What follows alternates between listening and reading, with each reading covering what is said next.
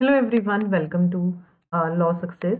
So in today's video we are going to revise Indian Partnership Act जैसे कि Punjab judiciary का exam आ रहा है एंड बाकी अदर एग्ज़ाम्स जो हैं अपकमिंग हैं जुडिशरी के, so this video will be helpful for that.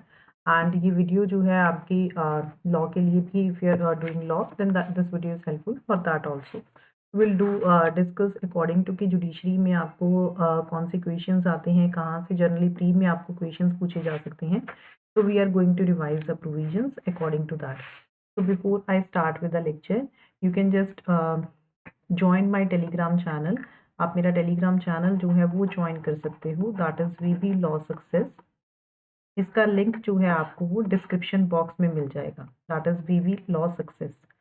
So before I start with the lecture, Indian partnership act जो है this is a very small subject, so आप इसको क्विकली रिवाइज कर सकते हो इस वीडियो में। एंड अगर आपको वीडियो अच्छा लगा हो तो लाइक करना and share it with your friends. तो सबसे पहले तो किसी भी एक्ट को पढ़ने से पहले उसका प्रियाम्बल क्या कहता है, this is to define and amend the law relating to partnership. ये डिफाइन कर रहा है एंड अमेंड कर रहा है लॉ किससे रिलेटेड, जो कि पार्टनरशिप से रिलेटेड है। इसको प्रेसिडेंशियल असेंट कब मिला था, this got the presidential assent on 8th of April 1932 को जो है इसको प्रेसिडेंशियल असेंट मिला था। तो ये इंडियन पार्टनरशिप एक्ट है, ये किस चीज़ के ऊपर बेस्ड है, this is based on the English partnership act 1930। ये इंग्लिश पार्टनरशिप एक्ट 1930 के ऊपर बेस्ड है कि जब ये एक्ट फोर्स में नहीं आया था, जो भी इंडियन पार्टनरशिप एक्ट की प्रोविजंस हैं that were contained in chapter 11 of Indian contract act में वो प्रोविजंस कंटेन थी when this does not came into force. ठीक है, जब ये एक्ट नहीं आया था तो जो चैप्टर 11 है इंडियन कॉन्ट्रैक्ट एक्ट का 239 to 266 में प्रोविजंस जो है हमें पार्टनरशिप से लेकर जो है उसमें दी हुई थी। And but that was repealed later on and Indian partnership act की अलग से एक सेपरेट लॉ की जो है नीड फील हुई, तो Indian partnership act was passed. So this got the presidential assent on this, and ये कब फोर्स में आया था, this came into force on 1st day of October 1932 को, एक्सेप्ट सेक्शन 69 जो बाद में फोर्स में आया था 1933 को सेम डेट पे। Now this extends to the state of Jammu and Kashmir also, because we know that article 370 जो है दैट हैज बीन एब्रोगेटेड। तो what is the meaning of an act of a firm? तो एक फर्म क्या है, this means अगर कोई भी फर्म कोई एक्ट कर रही है और मिशन कर रही है, चाहे सारे पार्टनर्स करें या कोई पार्टनर एजेंट कर रहा है फर्म का, जो राइट देता है दैट इज एनफोर्सिएबल बाय और against the firm, that means the act of the firm. Business में क्या चीजें आएंगी, this means every trade occupation and profession. Third party का मतलब क्या है, that is used in under this is any person जो पार्टनर नहीं है फर्म में, that is the third party. This is very important, जो एक्सप्रेशंस इंडियन पार्टनरशिप एक्ट में यूज किए गए हैं बट डिफाइन नहीं किए गए हैं, उनका सेम मीनिंग होगा that was contained in the Indian contract act. ठीक है, कौन सा मीनिंग होगा, जो कि इंडियन कॉन्ट्रैक्ट एक्ट में दिया हुआ है। तो जो इंडियन पार्टनरशिप एक्ट है, partnership firm is not a legal entity, like a company is a legal entity, partnership firm is not a legal entity, so this is not a distinct legal entity। and जो partnership property है वो belong करती है सारे partners को that constitute the firm। जो what is the meaning of partnership, partnership की definition जो है हमें सेक्शन 4 में दी हुई है। ये कोई भी रिलेशन पार्टीज के बीच में जो एग्री करते हैं कि वो प्रॉफिट्स शेयर करेंगे बिजनेस का, that is carried on by all, या तो वो सारे कैरी ऑन कर सकते हैं या फिर उनमें से एक ही कर सकता है, that is acting on behalf of all. तो पार्टनरशिप जो है that is not created by the, वो स्टेटस से क्रिएट नहीं होती है। So how a partnership is created, this is not created from the status but this arises from the contract, ये contract से अराइज होती है। तो टू हिंदू जो जॉइंट फैमिलीज हैं वो यूनाइट नहीं कर सकती हैं टू कॉन्स्टिट्यूट अ पार्टनरशिप। तो two Hindu joint families can not unite to constitute a partnership, but जो उनके मैनेजिंग मेंबर्स हैं वो पार्टनर्स बन सकते हैं। वाई, बिकॉज उनके पास राइट्स एंड ड्यूटीज हैं with respect to the respective families, but two Hindu joint families unite करके वो एक पार्टनरशिप जो है वो कॉन्स्टिट्यूट नहीं कर सकती हैं। तो कोई भी जो मेंबर्स हैं हिंदू अनडिवाइडेड फैमिली के, अगर वो फैमिली बिजनेस को कैरी ऑन कर रहे हैं तो that is not a partnership. और या फिर अगर कोई Burmese Buddhist husband and wife है, अगर वो बिजनेस को कैरी ऑन करें, so they are not partners in such business. वो ऐसे बिजनेस में पार्टनर नहीं है। सो पार्टनरशिप जो है that arises from the contract, ये स्टेटस से अराइज नहीं करती है। So how it will be determined कि पार्टनरशिप है या नहीं। तो what is need to be seen कि रियल रिलेशन कैसा है पार्टीज के बीच में, वो चीज़ देखी जाएगी। For example if you are an employ in the firm, अगर फर्म को कोई प्रॉफिट होता है, आपको कोई बोनस जो है फर्म ने डिक्लेयर कर दिया, अगर आपको कोई बोनस मिला है, so that is a profit that you are getting, ठीक है। तो दैट डज नॉट मीन कि आप फर्म में पार्टनर बन गए। तो what is need to be seen is the real relation कैसा है पार्टीज के बीच में। तो यही हमें एक्सप्लेनेशंस में दिया हुआ है। This says the sharing of profits और of gross returns arising from the property by persons holding a joint or common interest in that property does not itself make such persons partners। अगर कोई received कर रहे हैं share of profits of business या payment contingent है, ठीक है, on the earning की कोई प्रोजेक्ट हो गया तो फर्म को जो है कोई प्रॉफिट आएगा, so that does not make an employ partner in the firm, ठीक है। ये रिलेशन देखा जाएगा। सो आगे हमें वही चीज़ें दी हुई हैं कि अगर lender of money to person engage or about engage in यानी बिजनेस, अगर कोई सर्वेंट या एजेंट एज रेन्यूमरेशन करता है ना, उसको रिन्यूमरेशन मिलती है, विडो या चाइल्ड ऑफ डिसीज्ड पार्टनर को अगर कोई एन्यूटी मिलती है, that does not make the receiver a partner with the persons carrying on the firm. तो दो तरह की पार्टनरशिप होती है, एक होती है पार्टनरशिप एट विल, एक होती है particular partnership. What is partnership at will? That is defined in section 7 कि आपने अपनी मर्जी से जो है आप कभी भी उसको खत्म कर सकते हो। ना तो उसमें ड्यूरेशन स्पेसिफाइड है, ना ही डिटर्मिनेशन स्पेसिफाइड है कि वो किस पर्पस के लिए है। Neither the duration is specified nor for the determination of the partnership, that is the partnership at will. जब पार्टनर्स जो हैं अगर वो अनदर पर्सन के साथ पार्टिकुलर एडवेंचर या अंडरटेकिंग के लिए किस पर्टिकुलर पर्पस के लिए एक पार्टनरशिप बनाई जाती है, तो उसको हम पर्टिकुलर पार्टनरशिप कहते हैं under section 8। General duties of partners. तो पार्टनर्स की जर्नल ड्यूटी है कि वो बिजनेस को कैरी ऑन करें to the greatest common advantage, to be just and faithful to each other, ठीक है। तो वो ट्रू अकाउंट्स को रेंडर करे। So these are the general duties of each and every partner. अगर पार्टनर की वजह से कोई भी फर्म को लॉस होता है, पार्टनर के फ्रॉड की वजह से, एवरी पार्टनर अगर उसके फ्रॉड की वजह से फर्म को कोई भी लॉस होता है, देन ही शेल इंडेमनीफाई, वो फर्म को इंडेमनीफाई करेगा।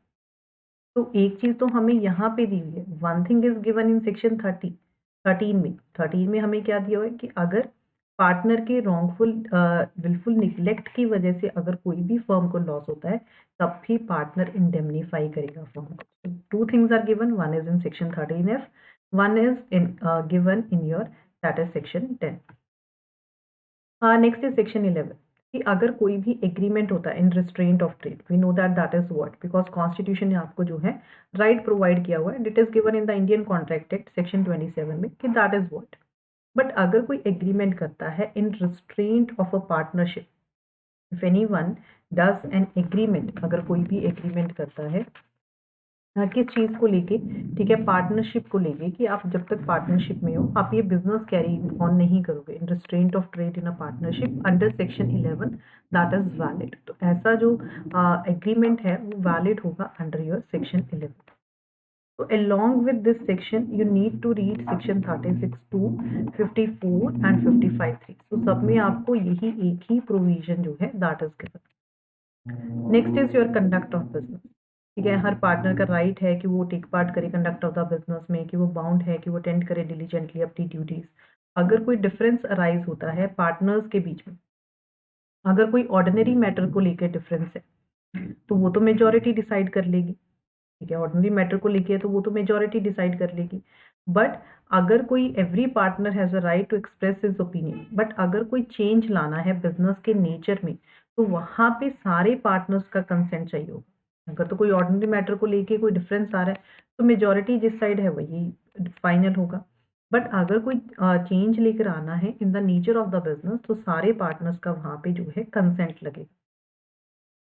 एवरी पार्टनर, हर पार्टनर का राइट है कि वो एक्सेस कर सकता है, इंस्पेक्ट कर सकता है बुक्स को। There are certain mutual rights and liabilities that is given under section 13। क्या क्या है कि सारे पार्टनर्स जो हैं इक्वली वो लॉसेस में जो है वो करेंगे, टेक पार्ट करेंगे, ठीक है। अगर कोई पार्टनर ने कोई फर्म को कोई पेमेंट दी है, एडवांस दिया है beyond the amount of capital, तो दैट विल बी उसको जो है इंटरेस्ट पे किया जाएगा at the rate of 6% per annum. तो अगर कोई पार्टनर एंटाइटल्ड है इंटरेस्ट पे, जो उसने कैपिटल दी है पार्टनरशिप फॉर्म में, तो उसका जो इंटरेस्ट है वो पे होगा किससे, प्रॉफिट से। एंड वी हैव सीन कि पार्टनर कम फर्म को इंडेमनीफाई करेगा, that we have read under section 10 and 13F। ना फर्म की भी ड्यूटी है, वो भी पार्टनर को इंडेमनीफाई करेगी। किस रिस्पेक्ट में?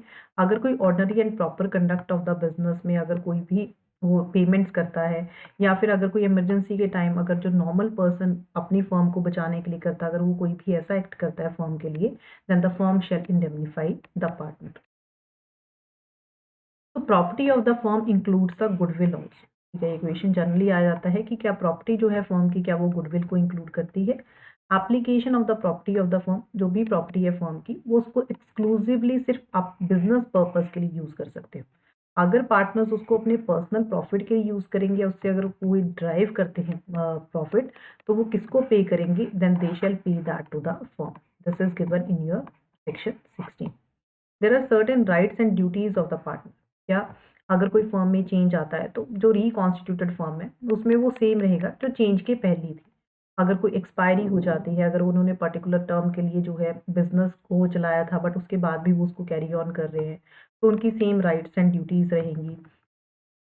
अगर कोई उन्होंने एडिशनल अंडरटेकिंग जो है वो कैरी आउट करनी है, तब भी उनकी जो है राइट्स एंड ड्यूटीज जो है वो सेम रहेंगी। एक पार्टनर जो है वो एजेंट होता है फर्म में for the purposes of the business. तो there are certain implied authority of a partner जो फर्म को बाइंड करती है।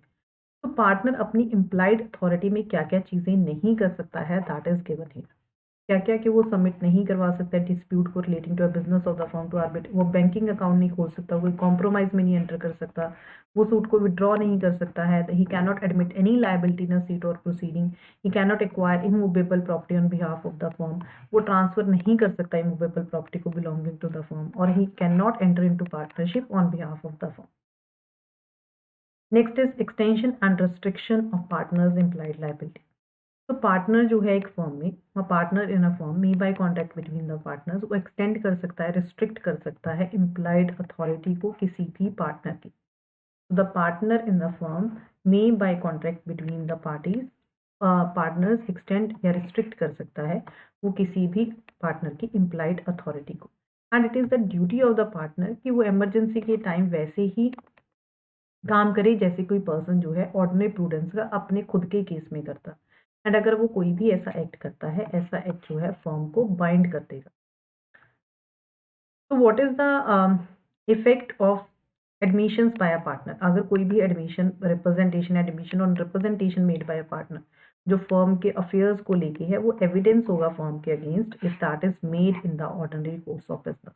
अगर वो ऑर्डिनरी कोर्स ऑफ बिजनेस में किया जाता है, दिस इज वेरी इंपॉर्टेंट। इसमें से क्वेश्चन बहुत बार आया है आपको कि every partner is liable jointly and severally for all the acts of the firm done while he is partner. हर partner jointly and severally liable है कोई भी फर्म अगर कोई एक्ट करती है while he is a partner. Liability of the firm for wrongful acts of the partner, जहाँ पे रॉन्गफुल एक्ट या मिशन पार्टनर के मिशन की वजह से ऑर्डिनरी कोर्स ऑफ बिजनेस में या with in the authority of the partner कोई लॉस या इंजरी होती है किसी थर्ड पार्टी को, या कोई पेनल्टी इंकर करती है, तो फर्म वहाँ पे लाइबल होगी because he has done that in the ordinary course of the business of the firm. ना firm is liable for misapplication by the partners. अगर पार्टनर्स एक्टिंग कर रहे हैं अपनी एपरेंट अथॉरिटी में, अगर कोई मनी रिसीव कर लेते हैं या कोई प्रॉपर्टी थर्ड पार्टी से उसको मिस अप्लाई कर देते हैं, या अगर कोई मनी रिसीव करते हैं किसी थर्ड पार्टी से एंड वो मिस अप्लाई करता है कोई भी partner while he is in the custody of the firm, then firm is liable to make out the good for the make the good the loss. Section 28 is very important. You must have read section 115 of Indian Evidence Act that deals with estoppel. So this is based on this principle only. ये कहता है कि अगर कोई भी person अपने word से, चाहे वो स्पोकन है चाहे वो रिटन है, या अपने कंडक्ट से किसी को रिप्रेजेंट करता है या किसी को परमिट करता है कि उसको रिप्रेजेंट करे कि वो इस फर्म में पार्टनर है, but actual he is not a partner in the firm, तो वो लाइबल होगा उस पर्सन के लिए, ठीक है, जिसने उसके फेथ में आके जो फर्म है उसको अगर कोई क्रेडिट दे दिया, चाहे पर्सन जिसने वो किया था चाहे उसको पता है या नहीं पता है कि वो जो इंफॉर्मेशन है वो उसको पहुंच गई है। फॉर एग्जाम्पल, अगर ए कोई पर्सन है, इसने बी को ये रिप्रेजेंट किया कि एक्स वाई जेड फर्म में पार्टनर है, इसके बिलीफ पे आके बी ने जो है इस फर्म को क्रेडिट दे दिया, now A is responsible for this. या फिर अगर कोई सी पर्सन है, ए ने सी को परमिट किया कि वो बी को रिप्रेजेंट करे कि A is a partner in the firm, but actual में वो पार्टनर नहीं है, then he is liable for this. वो लायबल है अगर ये कोई भी पर्सन क्रेडिट देता है इस फर्म को, चाहे जिसने रिप्रेजेंट किया या अलाउ किया, अगर उसको नहीं पता है कि इसने जो है क्रेडिट दे दिया, then also he is liable for the firm. तो इसके ऊपर बहुत इंपॉर्टेंट लैंडमार्क जजमेंट है, that is Scarf versus Jardine. कई बार एग्जाम में आ जाता है कि this is related to what, तो this is related to section 28। तो अगर पार्टनर की डेथ के बाद जो बिजनेस है वो कंटिन्यू करती है फर्म के पुराने नेम से, तो continued use of that firm और the deceased partners name as a part shall not itself, उसकी वजह से लीगल रिप्रेजेंटेटिव या उसकी स्टेट लायबल नहीं होगी अगर कोई भी एक्ट जो है उसकी डेथ के बाद किया जाता है। So he is not liable for that. Next important section is that is section 30 is very important. We know that कि contract के लिए person का major होना जरूरी है, ठीक है। Capacity for entering into a contract that we study in the Indian Contract Act. तो एक minor जो है वो firm में partner नहीं हो सकता है, but with the consent of all the partners he may be admitted to the benefits of the partnership के लिए उसको जो है एडमिट किया जा सकता है। उसका ऐसे माइनर का राइट होगा शेयर ऑफ द प्रॉपर्टी में and profits of the firm में, एंड वो एक्सेस कर सकता है, इंस्पेक्ट कर सकता है copy on any accounts of the firm. ऐसा माइनर का शेयर जो है वो लायबल होगा फर्म के एक्ट के लिए, बट माइनर जो है वो पर्सनली लायबल नहीं होगा किसी भी एक्ट के लिए। तो दिस इज फर्दर दैट अगर जो किसी भी टाइम पे विद इन 6 मंथ्स जब वो मेजोरिटी को अटेन कर लेता है या उसको नॉलेज गेन हो जाती है that he has admitted to the benefits of the partnership, जो भी डेट लीडर है ऐसा पर्सन जो है पब्लिक नोटिस दे सकता है कि वो पार्टनर बनना चाहता है या फिर नहीं बनना चाहता। अगर वो नोटिस नहीं देता है and such notice shall be determine his position as regards to the firm, उसका जो नोटिस है वो डिटरमाइन करेगा। So within 6 months of attaining majority या अटेनिंग नॉलेज, जो भी डेट लेटर है उसको जो है पब्लिक नोटिस देना होगा इस चीज़ के रिगार्डिंग। अगर वो फेल कर जाता है, अगर वो नोटिस नहीं देता है, तो जैसे ही 6 महीने एक्सपायर हो जाते हैं वो फर्म में पार्टनर बन जाएगा। तो अगर कोई भी पर्सन जिसने एडमिट कर लिया है as a minor to the benefits of the firm, the burden of proving the fact that such person had no knowledge of such admission until a particular date after the expiry of 6 months of attaining majority will lie on the persons that are asserting this fact. अगर कोई person जो partner बन जाता है उसकी rights and liabilities as a minor उसी date तक continue करेंगी जब तक वो पार्टनर नहीं बन जाता। उसके बाद वो पर्सनल लाइबल होगा थर्ड पार्टीज को। अगर फर्म कोई भी एक्ट करती है उसके एडमिशन होने के बाद उसका जो शेयर है, प्रॉफिट है, वो लाइबल होगा, ठीक है, shall be to the share to which he was entitled as a minor। अगर वो इलेक्ट करता है कि वो पार्टनर नहीं बनना चाहता है तो उसकी राइट्स एंड लाइबिलिटीज कंटिन्यू करेंगी those of the minor under this section up to the date in which he gives public notice, and उसका जो शेयर है वो लायबल नहीं होगा for any acts of the firm done after the date of the notice, and he shall be entitled to sue the partners for his share of the property and profits in accordance with subsection 4.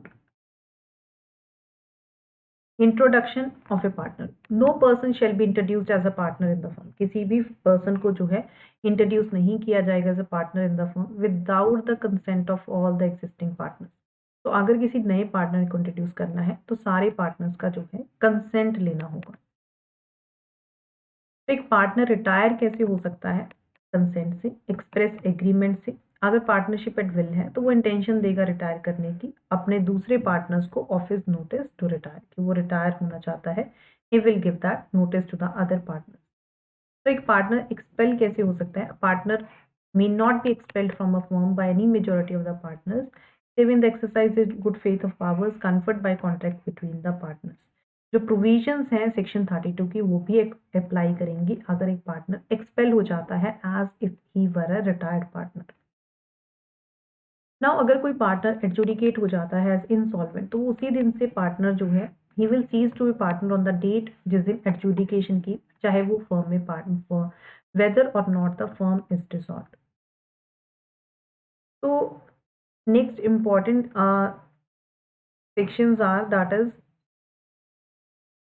from section 39 onwards. So dissolution of partnership between all the partners of the firm is called the dissolution of the firm।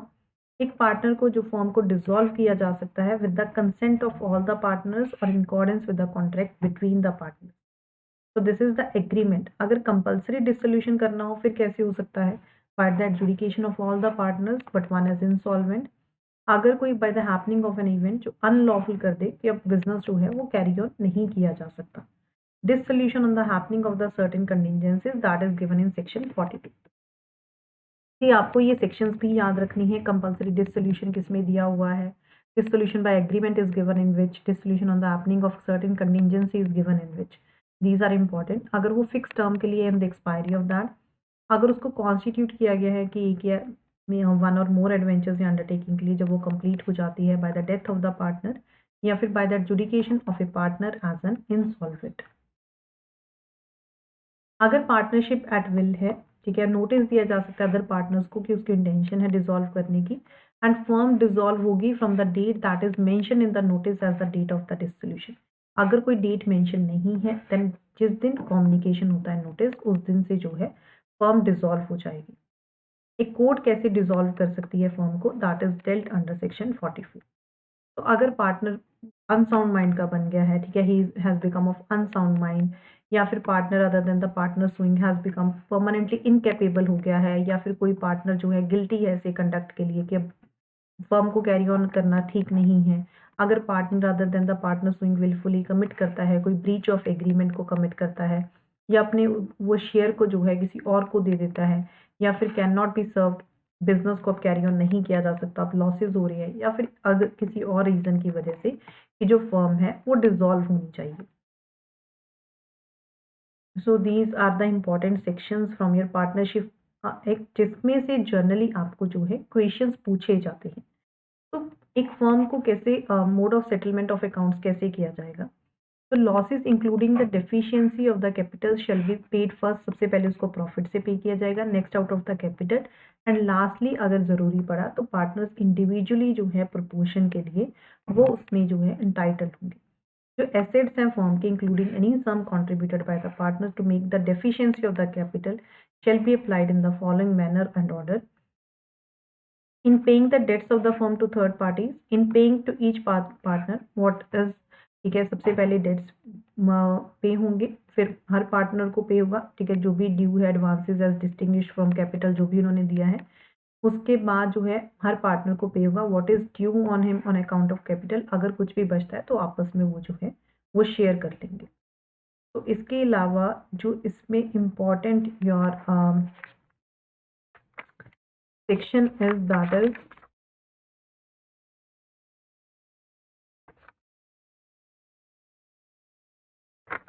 Equation और आता है 69। Section 69 is very important.